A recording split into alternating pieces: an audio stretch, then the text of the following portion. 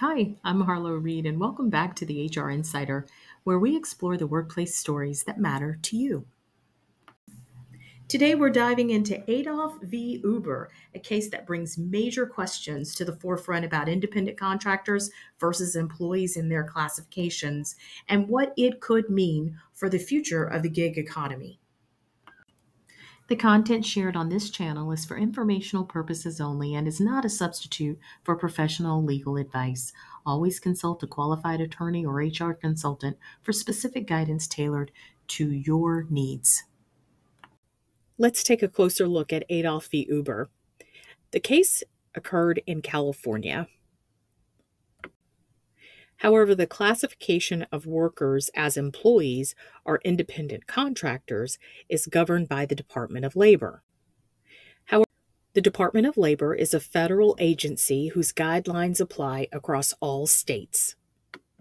The case starts with Eric Adolph, a gig worker who's working for Uber Eats in California. So a gig worker is someone who performs short-term, flexible, or freelance jobs that are facilitated by a digital platform or app. These workers are typically classified as independent contractors rather than employees, meaning they are not entitled to benefits such as minimum wage, overtime pay, health insurance, or unemployment insurance unless specified by law. Uber Eats is a meal delivery service that connects drivers with individuals seeking its services. It's owned by Uber, and Uber Eats brought Eric Adolph on as a driver in March of 2019 and classified him as an independent contractor. Before Adolph could begin making deliveries for Uber Eats in March of 2019, he had to open or create an account to use the Uber Eats app. When creating the account, he agreed to an arbitration agreement. So before starting his work with Uber, he signed this agreement, which stipulated that all disputes between him and Uber had to be resolved through arbitration. In California, there is a labor law known as the Private Attorneys General Act, or PAGA. This law authorizes employees to sue their employers for labor code violations. PAGA gives employees the ability to enforce laws in instances where the state might not have the resources to address violations fully.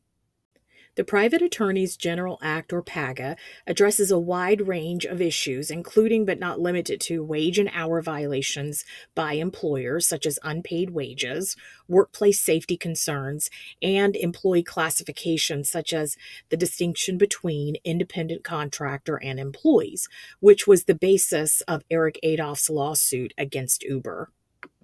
The arbitration agreement Eric Adolph signed included a waiver of all PAGA claims, and by agreeing to it, Adolph waived his right to bring a claim under the Private Attorneys General Act.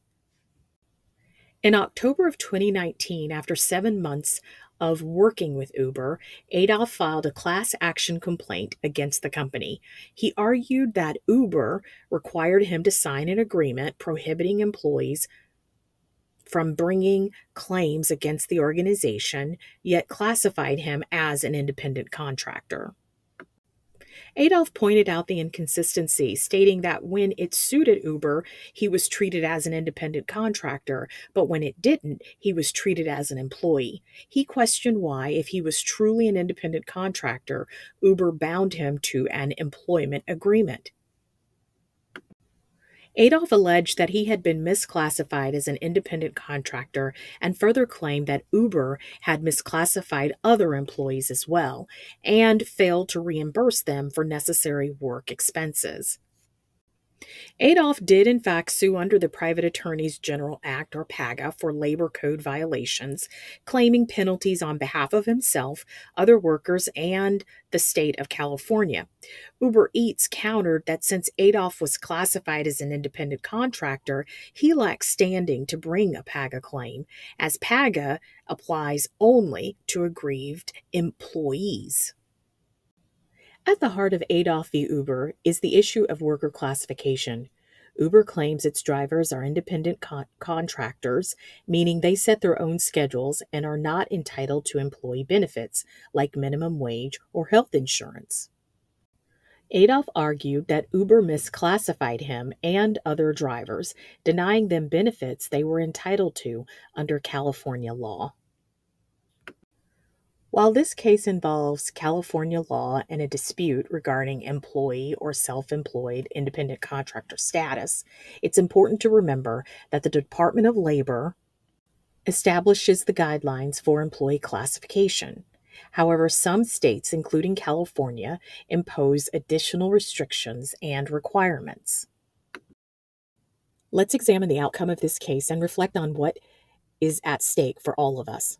For gig workers, if drivers are classified as employees, they could gain benefits like minimum wage, overtime pay, and unemployment insurance.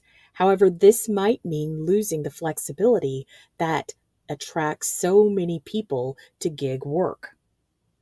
For employers, Uber and other gig companies argue that reclassifying workers as employees would significantly increase costs, potentially leading to fewer jobs and higher prices for consumers. Ensuring that Uber workers have benefits not only improves their lives, but it also has a ripple effect that impacts the broader economy and public. Workers with benefits, such as health insurance, are more likely to seek medical care when needed, which reduces the spread of illness and makes for a healthier workforce, and that benefits society as a whole. Access to benefits like paid sick leave, unemployment insurance, and retirement plans helps workers achieve financial stability. Stable workers are more likely to spend in their local economies, which boosts economic growth. And workers with benefits are also more likely to invest in their communities, both economically and socially, which contributes to the overall well-being of society. The Supreme Court in California issued its ruling, and there were several key findings. It determined that when a worker files a PAGA claim, they act as a proxy for the state of California, which enforces labor laws on behalf of the state. And as a result of this finding, California workers that allege misclassification can bring PAGA claims against their employers. This case creates a pathway for workers classified as independent contractors to challenge their status and enforce labor laws on behalf of themselves and other workers.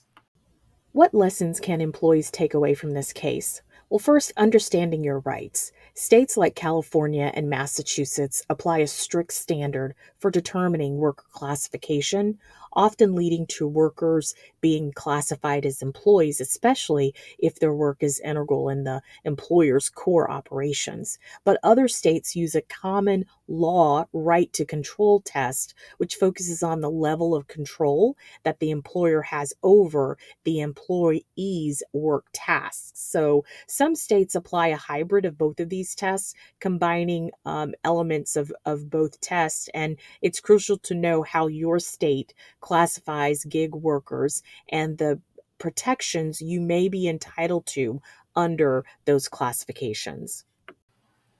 While it's true that this case strengthened protections for misclassified workers, it will be important to keep records of hours, pay, and communication with an employer if you need to prove misclassification. Also, stay informed. Watching videos like this one and others on this channel can help you make informed decisions about your work. There are real financial and operational impacts to employers who misclassify their employees. So they will need to adapt to these new laws that have come about as a result of the new gig economy. The model is not going to remain the same. So preparing for increased scrutiny under the law and finding ways to comply with labor laws without sacrificing their business model is going to be key for employers in the gig economy. The outcome of this case could reshape the gig economy as we know it. And whether you're a driver or a business owner, Understanding worker classifications and getting them right will be important for managing and working in this rapidly changing economy. Do you think gig workers should be classified as employees, or does the flexibility of the gig economy outweigh the need for benefits? Share your thoughts in the comments and don't forget to like, subscribe, and hit the bell for more workplace insights.